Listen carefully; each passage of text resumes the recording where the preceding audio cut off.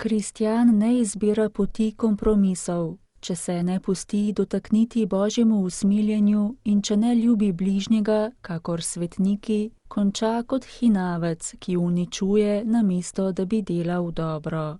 Tako je zatrdil papež med današnjo jutranjo sveto mašo, ki jo je daroval v kapeli doma svete Marte. V homiliji se je najprej dotaknil današnjega prvega berila.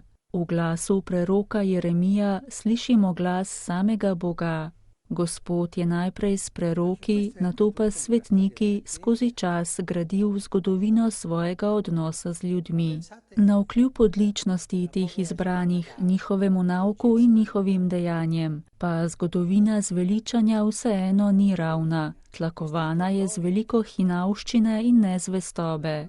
Bog preko glasu preroka Jeremija tako z grenkobo ugotavlja, kako ga izvoljeno ljudstvo ni poslušalo, čeprav je prejelo toliko dobrot. Bog je dal vse, je pripomnil papež Frančišek. V odgovor pa je dobil samo grde stvari. Ljudstvo ni bilo zvesto. To je zgodovina Boga.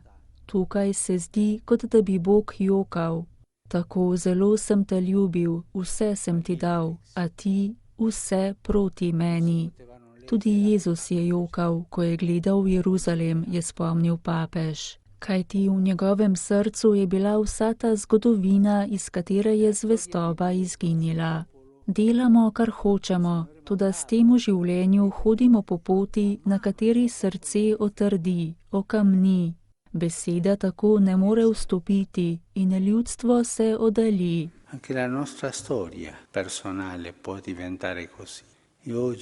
Tudi naša osebna zgodovina lahko postane takšna. In danes, na ta postni dan, se lahko vprašamo, poslušam Gospodov glas ali delam tisto, kar jaz hočem, kar je meni všeč?